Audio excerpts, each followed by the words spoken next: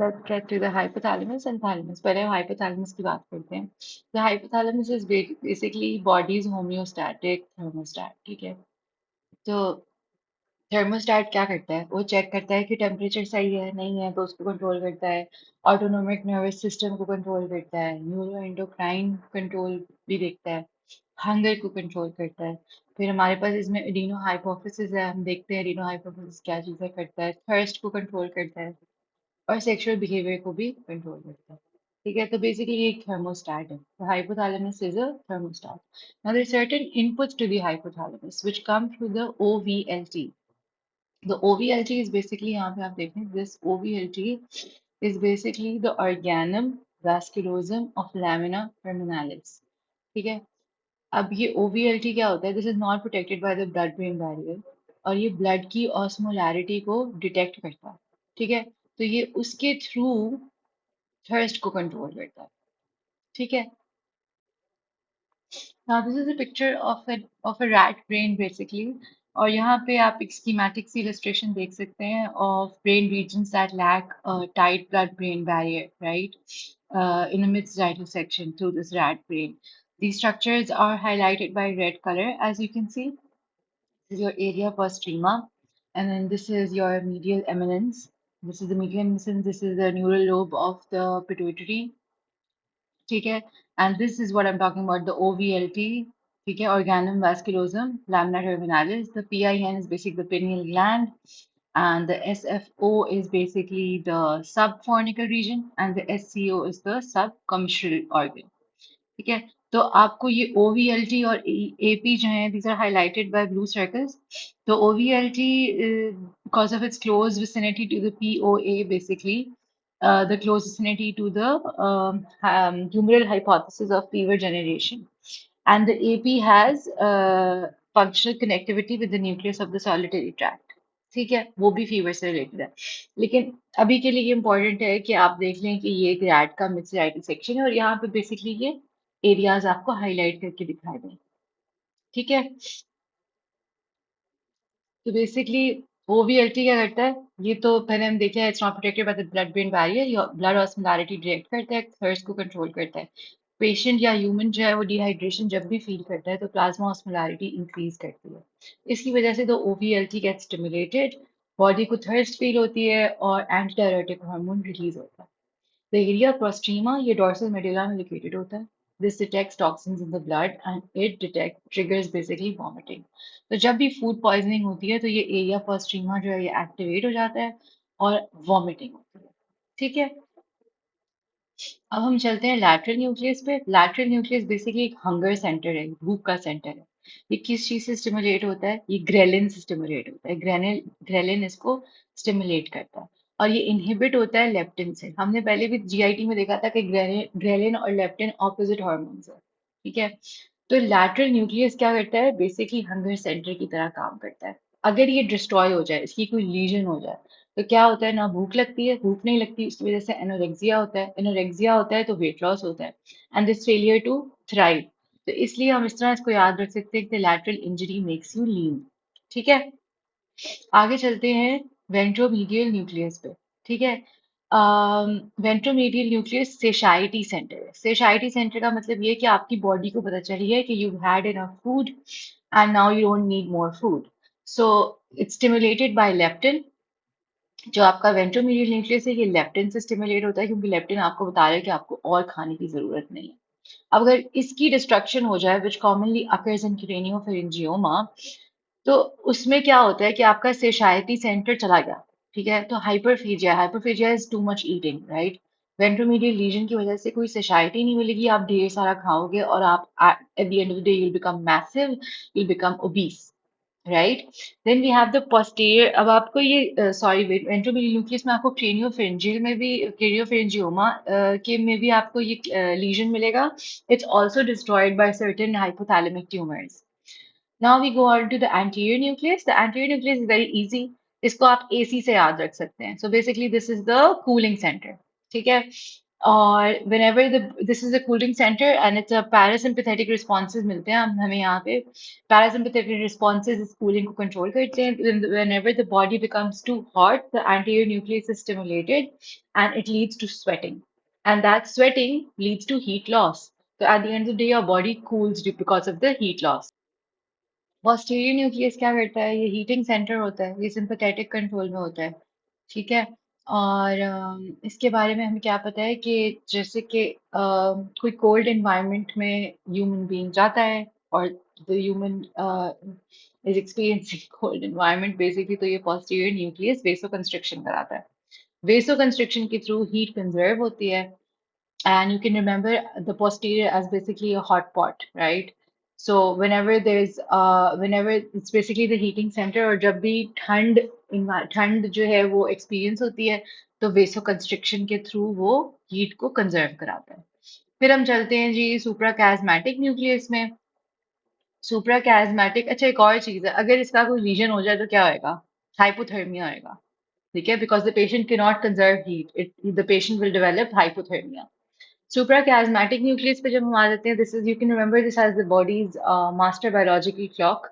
Retina हमने ऊपर देखा था कि जब सुप्राchiasmatic न्यूक्लियस के थ्रू रेटिना जो है वो सर्कैडियन रिदम को कंट्रोल करता है स्लीप वेक साइकिल में.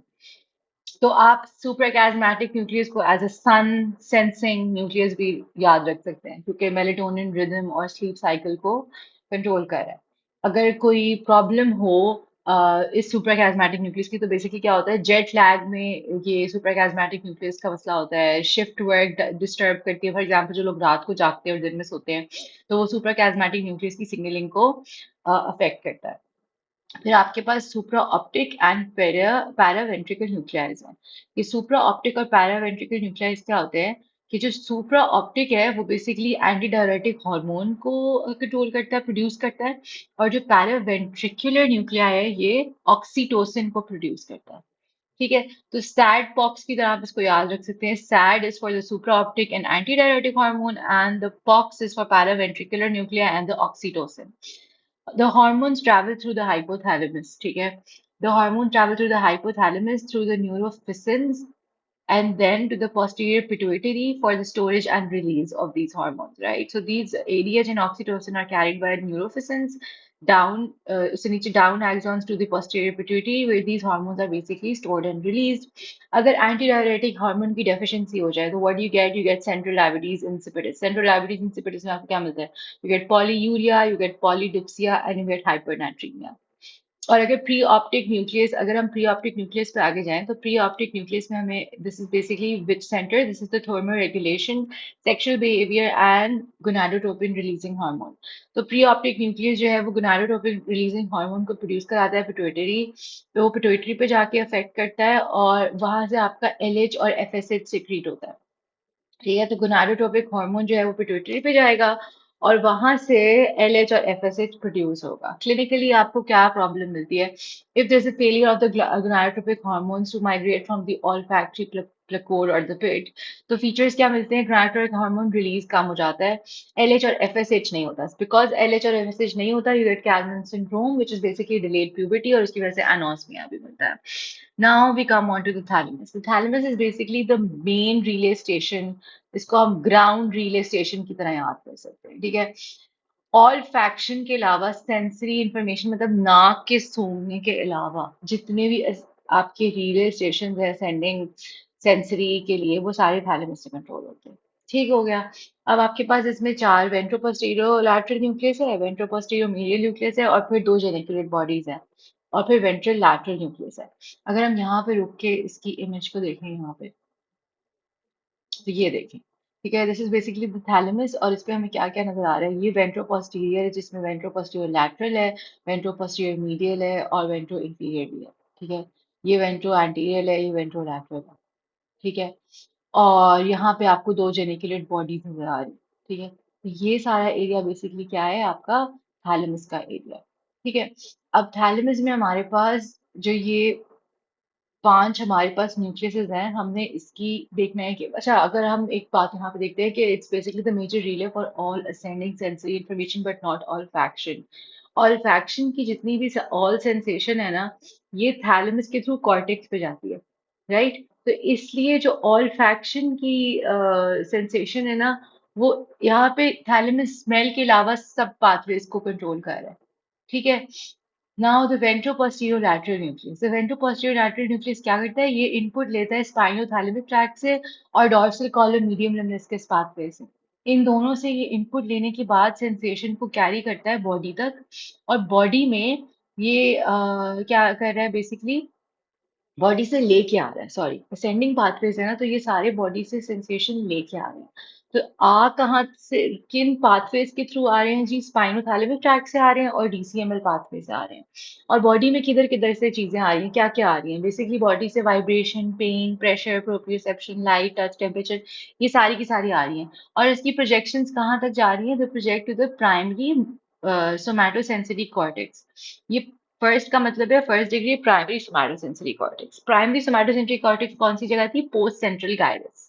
मैंने आपको दिखाया था, आपको जो हमने दो homunculuses पढ़े थे ब्रेन के मॉडल पे। If you want to go back and look at the brain model, the video is on my YouTube. तो वहां पे जो पोस्ट सेंट्रल गायरस था ना, प्राइमरी सोमैटोसेंसरी कॉर्टेक्स, जो पूरा एक होमनक्यूलस सा बना हुआ था, ये वो वाली जगह पे प्रोजेक्ट करते हैं। ठीक है, तो इजी मेमोरी के लिए आप याद रख लें कि VPL is legs and limbs. ठीक है, क्योंकि लेग्स एंड लिम्स से वीपीएल क्या लेके आ रहा है? Vibration, pain, pressure, proprioception, light, temperature, touch. ठीक है, अब हम चलते हैं जी वेंट्रो पोस्टीरियर मीडियल न्यूक्लियस पे। वेंट्रो पोस्टीरियर मीडियल न्यूक्लियस जो है वो कहाँ, अब ये सारे के सारे असेंडिंग सेंसरी इंफॉर्मेशन है ना, तो असेंडिंग सेंसरी इंफॉर्मेशन कहाँ से आ रही है? नीचे से आ रही है, इसलिए तो असेंड कर रही है। हमने पहला देख लिया कि पहला वीपीएल जो था वो लेग्स एंड लिम्स था। अब वेंट्रल पोस्टीरियर मीडियल न्यूक्लियस है, भाई ये कहाँ कहाँ से चीजें लेके आ रहा है?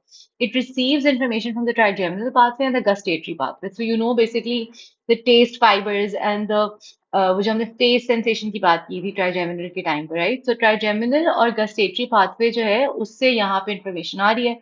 कहाँ कहाँ से आ रही है? फेस सेंसेशन आ रही है और टेस्ट आ रही है। ठीक है, तो आपकी फेस से सेंसेशन आ रही है और आपकी टंग से सेंसेशन आ रही है। And the project to the primary somato, the primary sensory cortex. ठीक है, प्राइम वही जो हमने ऊपर पढ़ा है, यहाँ पे भी the makeup goes to the face. ठीक है, so the ventro posterior medial nucleus goes to the face, ये भी होमनक्यूलस का पार्ट बनेगा आपके प्राइमरी सोमैटोसेंसरी कॉर्टेक्स। तो फिर हम चलते हैं लैटरल जेनिकुलेट पे। ठीक है, लैटरल जेनिकुलेट और मीडियल जेनिकुलेट थोड़ा आसान है, क्योंकि लैटरल से बस आपने याद रखना है कि विजन से रिलेटेड है, और मीडियल जो है वो हेयरिंग से रिलेटेड है। ये बिल्कुल वैसे ही जैसे हमने सुपीरियर और इंफीरियर कॉलिक्यूलस पढ़ा था। ठीक है, सुपीरियर विजन से रिलेटेड थे, हाँ इंफीरियर ऑडिटरी हियरिंग से रिलेटेड था, राइट?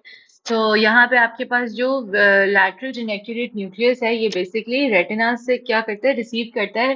रेटिना से इंफॉर्मेशन वो ऑप्टिक नर्व पे जाती है, फिर वो ऑप्टिक ट्रैक्ट पे जाती है, और ऑप्टिक ट्रैक्ट फिर लैटरल जेनिकुलेट न्यूक्लियस पे लेके आता है, जो कि विजुअल कॉर्टेक्स तक जाता है। ठीक है, विजुअल कॉर्टेक्स किधर पड़ा हुआ था? पोस्टीरियरली, अगर आपको याद हो, कैल्कुलाइन सल्कस वहां पे पड़ा हुआ था विजुअल कॉर्टेक्स। ठीक है, अगर कैल्कुलाइन सर्कस नहीं याद तो you can go and check my brain models video. तो लैटरल का मतलब है light lateral geniculate nucleus, L से आप याद रख सकते हैं, और एम से आप मीडियल जेनिकुलेट न्यूक्लियस से म्यूजिक याद रख सकते हैं यहाँ पे। Superior olive and inferior colliculus of tectum, मैंने कहा था ना कि इंफीरियर कॉलिक्यूलस जो है वो हेयरिंग से रिलेट होता है। तो सुपीरियर ऑलिव, दो हमने ऑलिव्स पढ़े थे ना जब हम ब्रेन स्टेम पढ़ रहे थे, तो जो सुपीरियर ऑलिव और इंफीरियर कॉलिक्यूलस है टेक्टम का, टेक्टम बेसिकली कौन सा एरिया था? मैंने आपको टेगमेंटम और टेक्टम दिखाया था ब्रेन स्टेम के मॉडल पे, राइट? तो टेक्टम बेसिकली, टेगमेंटम सारा बीच का पार्ट था, और टेक्टम जो है वो आगे का पार्ट बन रहा था, एंटीरियर पार्ट बना रहा था। ठीक है, I hope I am right. You guys have to go back and check the video of brain, उसमें बहुत अच्छी तरह ये सारे पॉइंट्स दिखाए हुए थे। अच्छा जी, मीडियल जेनिकुलेट न्यूक्लियस हेयरिंग से रिलेटेड है। ये कहाँ प्रोजेक्ट करता है जी? ये प्रोजेक्ट करता है auditory cortex of temporal lobe. ठीक है, हमने पढ़ा था ना कि एक फ्रंटल लोब था, एक पैराइटल लोब था, एक टेम्पोरल लोब था। तो जो टेम्पोरल लोब था उसके ऑडिटरी कॉर्टेक्स पे मीडियल जेनिकुलेट न्यूक्लियस की जो आपकी ये फाइबर्स हैं, ये वहां पे होते हैं, उसकी प्रोजेक्शन वहां तक जाती है। ठीक है, अब जो वेंट्रल लैटरल न्यूक्लियस है, ये मोटर रिले न्यूक्लियस होता है, this receives fibres from the cerebellum and basal ganglia.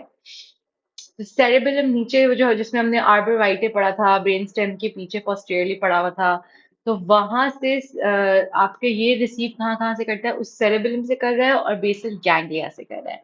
ठीक है। और प्रोजेक्ट कहाँ पे कर रहा है जी, ये मोटर कॉर्टेक्स पे प्रोजेक्ट कर रहा है। ठीक है। जब हमने सोमैटोसेंसरी कॉर्टेक्स पढ़ी थी तो हमने मोटर कॉर्टेक्स भी पढ़ी थी, तो आई आई रियली होप कि आप लोगों को याद है वो।